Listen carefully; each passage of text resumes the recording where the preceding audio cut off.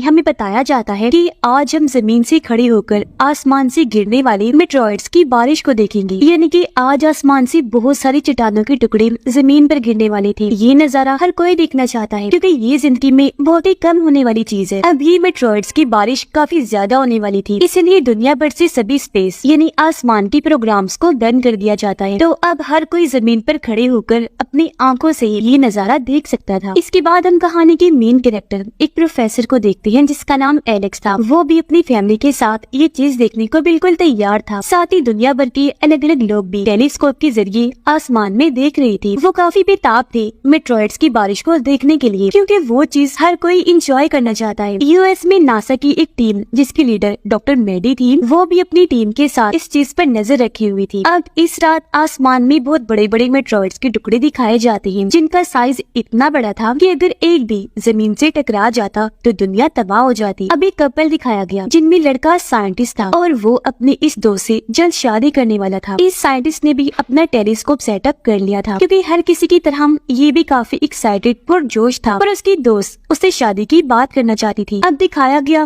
कि कुछ बड़े बड़े मेट्रॉइड्स जो जमीन की तरफ बढ़ रहे थे, अचानक उन्होंने अपना रुख बदल लिया और अब वो चांद की तरफ बढ़ने लगे, जो देखकर सभी लोग काफी घबरा जाते हैं। फिर अचानक एक मेट्रॉइड का बड़ा सा टुकड़ा चांद की सतह पर आकर तबाह हो जाता है, जिससे वहाँ धमाका हुआ और चांद का बहुत बड़ा हिस्सा टूट गया, जिससे अब मेट्रॉइड और चांद का मलबा जमीन की तरफ गिरना शुरू हो जाता है। ये देखकर डॉक्टर मेडी यूएस के प्रेसिडेंट को फौरन इस बारे में खबर कर देती है। मेडी और उसकी टीम अपनी कैलकुलेशन हिसाब से पता लगाते हैं कि अगले 1 घंटे में ये मलबा जमीन से आकर टकरा जाएगा, जिस बारे में उन्होंने प्रेसिडेंट को भी खबर कर दी थी, जिस वजह से पूरी जगह को बंद कर दिया जाता है। लेकिन कुछ ही देर बाद मेट्रॉइड का एक छोटा सा टुकड़ा जमीन की एक सतह से आकर टकरा गया, जिससे वहाँ धमाका हुआ और जमीन पर भी काफी तबाही मच गई, जिसकी खबर फौरन साइंटिस्ट यूएस के प्रेसिडेंट को करते हैं। एक मेट्रॉइड का टुकड़ा ऑस्ट्रेलिया के एक समंदर में आकर गिर जाता है, जिससे वहाँ काफी बड़ी सुनामी की लहर बन जाती है और इस वजह से ऑस्ट्रेलिया और आसपास के मुल्कों में सुनामी आने लगती है। पर फिलहाल इससे इतनी तबाही नहीं हुई क्योंकि पहले ही लोगों को वहाँ से निकाल लिया गया था। मेडी प्रेसिडेंट की एक मीटिंग में उन्हें वीडियो कॉल करती है और सारी सूरत हाल के बारे में खबर करते हुए बताती है कि मेट्रॉइड के इस हादसे की वजह से चांद ने अपनी जगह बदल ली, वो जमीन के करीब होता जा रहा है। कैलकुलेशन से हमने पता लगवाया है कि वो जमीन की 35,000 किलोमीटर करीब आ चुका है। ये चीज काफी परेशान करने वाली है। मजीद इसका क्या इम्पैक्ट हो सकता है इस बारे में हम पता करवा रहे हैं और किस कदर ये इम्पैक्ट खतरनाक हो सकता है ये भी पता लगवाया जा रहा है। जो बात सुनकर सभी काफी फिक्रमंद हो जाते हैं। अब पहला मेट्रॉइड का टुकड़ा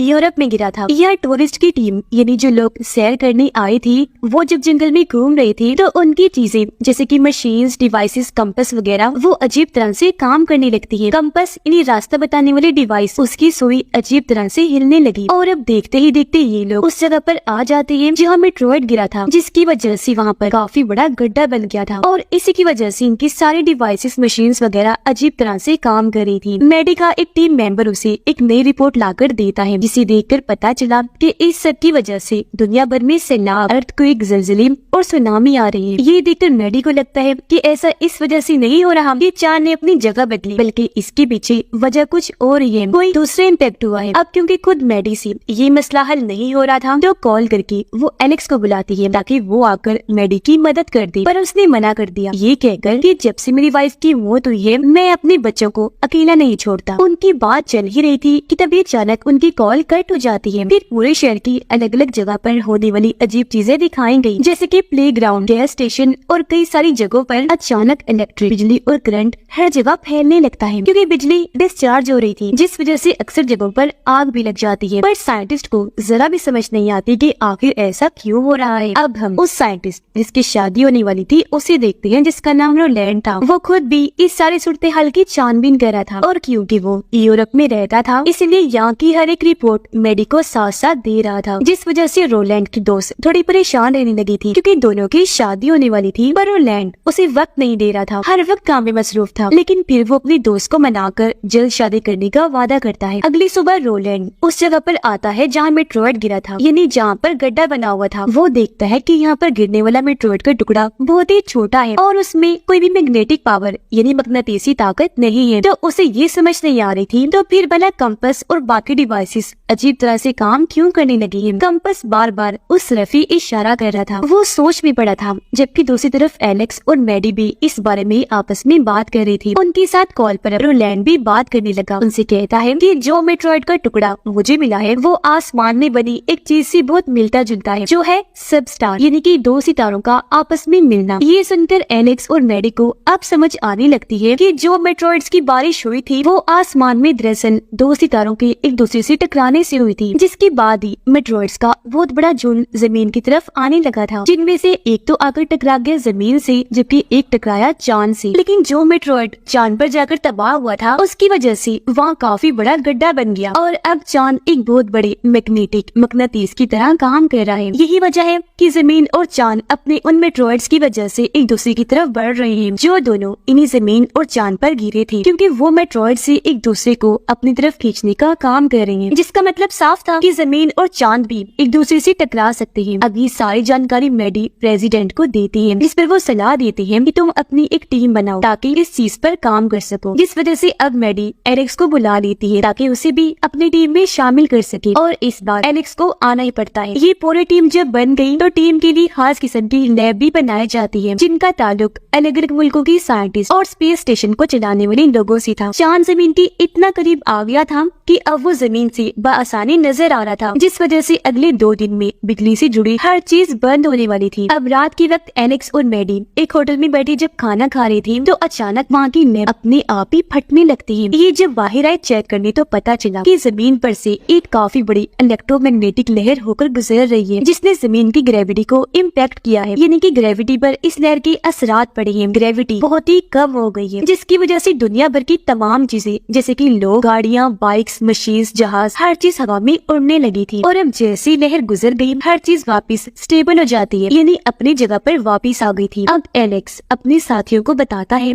कि मेट्रॉइड के टकराने की वजह से चांद का मास जो पहले जमीन से काफी कम था अब वो हद से ज्यादा बढ़ गया है, जिस वजह से चांद का वजन भी बढ़ गया है, उसमें भारीपन आ चुका है और यही भारीपन जमीन की छोटी मोटी चीजों पर अपना असर डाल रहा है। अगर ऐसा ही चलता रहा तो बहुत जल्दी चांद जमीन के बहुत करीब आ जाएगा, जिससे इस तरह की और भी कई सारी इलेक्ट्रोमैग्नेटिक लहरें आने लगेंगी। अब ये सुनकर गवर्नमेंट मजीद तबाही को रोकने का प्लान बनाती है। वो हर चीज जैसे कि जहाज, ट्रेन, ट्रैफिक और लोगों को रोकने का फैसला करती है। हर जगह ये खबर फैला दी गई कि लोगों को अपने अपने घरों में ही रहना है, बाहर बिल्कुल नहीं निकलना। कुछ देर बाद एक और ताकतवर इलेक्ट्रोमैग्नेटिक लहर आई, जिस वजह से फिर से लोग हवा में उड़ने लगे और इस बार तो सिस्टम भी बंद हो जाते हैं, क्योंकि उनमें ग्लिच खराबी आ गई और तो सैटेलाइट्स और एक दूसरे से राब्ता करने का जो जरिया था कम्युनिकेशन सिस्टम वो भी बंद हो जाता है। बहुत तबाही मची, जिससे अब इन लोगों के पास गॉड के भरोसे पर रहने के अलावा और कोई रास्ता नहीं था। उधर रोलैंड काफी देर से अपने दोस्त को कॉल करने की कोशिश करता है, पर उसका राब्ता ही नहीं हो पाता, क्योंकि उसकी दोस्त जब ट्रेन से जा रही थी तो ट्रेन भी हवा में उड़ने के बाद जोर से जमीन पर आकर गिर जाती है, बुरी तरह तबाह हो गई, जिसमें कई सारे लोग मारे गए और कई जख्मी हो गए। और गिरी हुई ट्रेन में ही रोलैंड की दोस्त बेहोश पड़ी थी। सारे कैलकुलेशन करने के बाद मैडी प्रेसिडेंट को बताती है कि 39 दिनों के अंदर चांद जमीन से टकरा जाएगा। ये बहुत परेशानी वाली बात है, उससे पहले ही हमें कुछ करना होगा। उधर रोलैंड की दोस्त जहाँ बेहोश पड़ी थी कुछ लोग आकर उन्हें रेस्क्यू कर लेते हैं, यानी कि उनकी जान बचाकर वहाँ से ले गए। अब पता चला कि सिर्फ 20% मुल्क ही ऐसे हैं जो एक्स्ट्रा बिजली की वजह से रोशन है अभी तक, वरना उनके अलावा पूरी दुनिया में तो अंधेरा छाया हुआ है। मुसीबतें बढ़ती ही जा रही थी, क्योंकि ये इलेक्ट्रोमैग्नेटिक लहरें अब बार बार आ रही थी और पहले से भी ज्यादा ताकतवर होकर। उधर एलेक्स की बच्ची अपने डैड को लेकर काफी फिक्रमंद हो रही थी, क्योंकि काफी देर से उनकी बात ही नहीं हो पाई थी, कॉल भी नहीं लग रही थी। वो ठीक भी है या नहीं ये भी बच्चे नहीं जानते थे। वो अपने दादाजी से जिद करने लगते हैं कि हमें डैड से मिलवाने ले चलिए। पहले तो उन्होंने मना कर दिया, पर उनके बार बार कहने पर वो मान गए। वो दोनों बच्चों को गाड़ी में बिठाकर वहाँ से ले जाने लगे एलेक्स से मिलवाने के लिए। पर जब ये रास्ते में थे तो फिर से काफी बड़ी इलेक्ट्रोमैग्नेटिक लहर आ गई, जिससे इनकी गाड़ी हवा में उड़कर काफी दूर जाके गिरती है। इनका एक्सीडेंट हो गया, जिसमें तीनों ही जख्मी हो गई। और क्योंकि अब रेस्क्यू टीम के पास बचाने का सामान भी थोड़ा ही रह गया था, टीम मेंबर्स भी कम थे, तो वो भी इन्हें बचाने नहीं आते। समंदर में एक बहुत बड़ी शिप जब आगे बढ़ रही थी तो लहर की वजह से वो भी पानी में ऊपर उठ गई, जिससे उसका बहुत सारा सामान भी बाहर निकलकर उड़ना शुरू हो गया। अगली ही पर शिप उल्टी सीधी होकर पानी में जा गिरी, पूरी तबाह हो गई। इससे काफी जानी और माली नुकसान हुआ, जिससे अंदाजा हो गया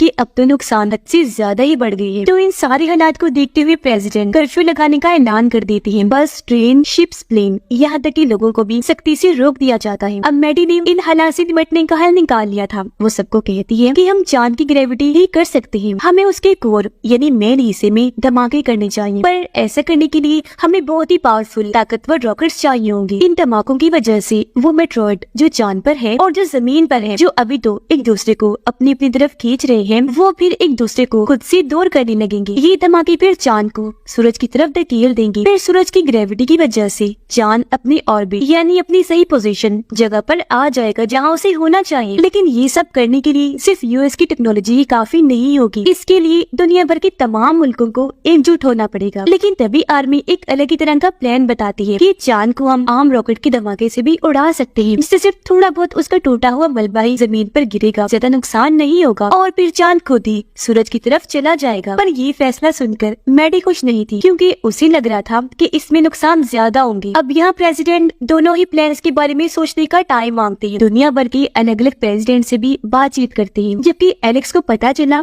कि मेरी बच्ची और डैड घर पर नहीं है, जिस वजह से उसे काफी टेंशन हुई। अब दुनिया भर में लोगों को पता चल गया था कि हमारे पास बस कुछ ही दिन का टाइम बचा है, जिस वजह से जगह जगह लड़ाइयाँ वो दंगे करने लगे, एहतजाज किए जाते हैं, क्योंकि उन्हें इस बात का गुस्सा था कि गवर्नमेंट ने इस मसले को ठीक से हल ही नहीं किया और सबसे ये बात छुपा के रखी हुई है। बिगड़ती हुई सूरत हाल को देखकर दुनिया भर के तमाम प्रेसिडेंट आर्मी वाले प्लान को लेने का फैसला करते हैं। इन्होंने पूरा मिशन तैयार कर लिया था, जिस वजह से लोगों में उम्मीद की किरण पैदा हुई। वो दुआएं करने लगते हैं कि किसी तरह ये मिशन कामयाब हो जाए। अब इस प्लान पर ही लोग काम करना शुरू कर देते हैं और आखिर वो दिन आ ही गया जब इन्होंने रॉकेट को लॉन्च करना था, यानी मिशन के लिए चांद पर भेजना था। जैसे रॉकेट छोड़ा गया, सब लोग यहाँ तक कि एलेक्स के बच्चे और डैड भी देख रहे थे, जो किसी तरह बच गए थे। रॉकेट लॉन्च होते ही वो सीधा चांद की उस जगह पर जाकर फट गया जहाँ पर मेट्रॉइड के गिरने से गड्ढा बना हुआ था। बहुत बड़ा धमाका हुआ, पर वैसा कुछ नहीं होता जैसी लोगों ने उम्मीद लगाई थी। ये मिशन पूरा फेल हो जाता है, जो देखकर सभी लोगों की आंखें परेशानी की वजह से खुली की खुली रह गई, क्योंकि अब चांद और भी तेजी से जमीन की तरफ बढ़ने लगा और अब वो 5 दिन पहले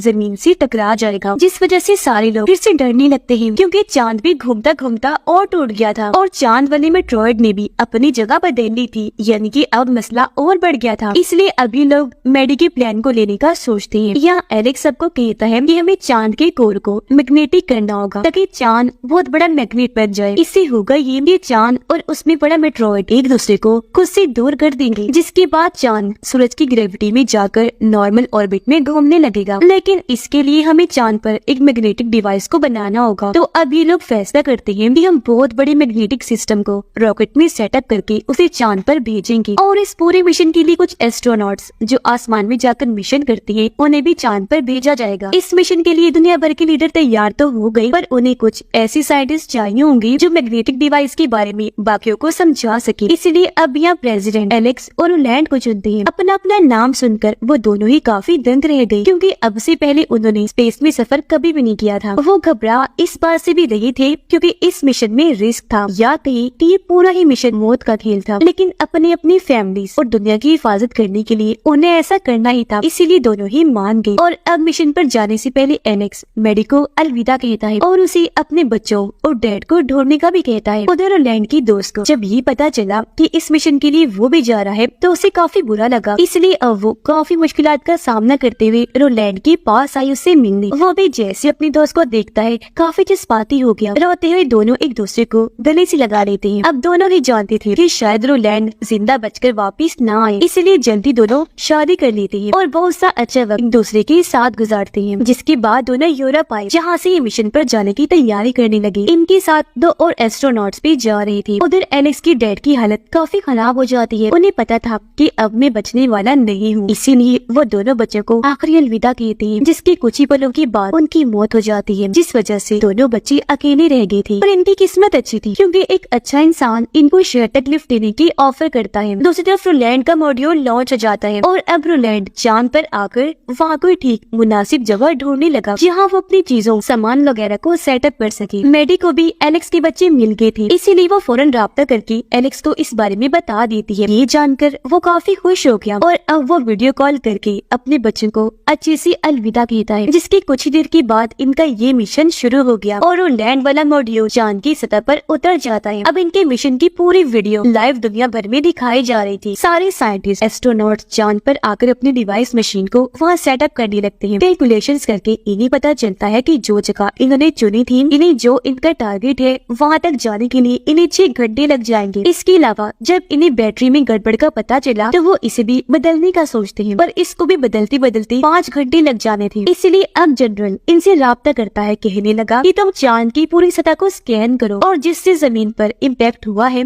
वहाँ के कोऑर्डिनेट यानी वहाँ की सूरत-ए-हाल के बारे में हमें बताओ, ताकि हम यहाँ से कोई मदद भेज सके। अब चांद की पूरी जमीन को स्कैन करने के लिए ये लोग रोलैंड और एक एस्ट्रोनॉट लड़की को स्पेसशिप के जरिए वहाँ से भेज देते हैं, ताकि ये कोऑर्डिनेट्स जमीन वालों को भेज सके। लेकिन ये मिशन हर गुजरते पल के साथ मुश्किल से मुश्किल होता जा रहा था। ऐसा लग रहा था कि जमीन का खात्मा भी हो सकता है। इसलिए दुनिया भर के लोग मिशन की कामयाबी के लिए दुआएं कर रही थी, पर कहीं कहीं कुछ लोग ऐसे थे जो जरा भी डरे हुए नहीं थे, क्योंकि शायद उन्होंने ये कबूल कर लिया था कि आज हमारा आखिरी दिन है। इसलिए ये लोग अपनी जिंदगी के आखिरी पलों को एंजॉय कर रही थी। अब बैटरी इसी तरह बदल तो गई थी, पर वहाँ के हालात खराब होने लगे, क्योंकि तभी उनका छोटा स्पेसशिप गड़बड़ी की वजह से जोरों से हिलने लगा। जमीन पर साइंटिस्ट जहाँ उनके कोऑर्डिनेट्स आने का इंतजार कर रही थी, तो तभी उनका राब्ता आपस में टूट जाता है। पर बाद में पता चला कि रोलैंड और एस्ट्रोनॉट्स वाला स्पेसशिप पत्थर से टकराने की वजह से तबाह हो गया। एस्ट्रोनॉट स्पेस में गिरने लगी, पर उसका हाथ रोलैंड ने पकड़ लिया। हालांकि बचाने की बहुत कोशिश की, पर वो स्पेसशिप में गिरने की वजह से मारी गई। रोलैंड जब एलेक्स से राब्ता करता है तो उससे पता चला कि इनके डिवाइस मशीन में कोई गड़बड़ी है, जिस वजह से कोऑर्डिनेट्स को जमीन पर ही नहीं भेज सकते। मगर अब इनके पास सिर्फ 10 मिनट का टाइम बचा था, इसलिए रोलैंड फिर भी हिम्मत करता है। वो जैसी तैसी डिवाइस को स्टार्ट करता है और चांद का सारा डेटा जमीन पर साइंटिस्ट को भेजने का प्रोसेस शुरू कर देता है, जिससे जमीन का एक रॉकेट वहाँ से लॉन्च हो जाता है। अब इनका आधा काम तो पूरा हो गया था और बचने का इनके पास टाइम भी था, इसलिए दूसरा एस्ट्रोनॉट रोलैंड को लिए बगैर ही एलेक्स को वहाँ से निकलने का कहता है। पर एलेक्स ने मना कर दिया कि मैं रोलैंड को लिए बगैर नहीं जाऊंगा। वो खुद भी रोलैंड से राब्ता करता है और उसे जल्द से जल्द वापस आने का कहता है, पर क्योंकि रोलैंड का स्पेसशिप आधा टूट गया था तो इस वजह से उसका वापस जाना बहुत मुश्किल था। इसलिए वो उन लोगों से राब्ता करके उन्हें यहाँ से जाने का कहता है। उसे ये लोग छोड़कर जाना तो नहीं चाह रहे थे, पर ना चाहते हुए भी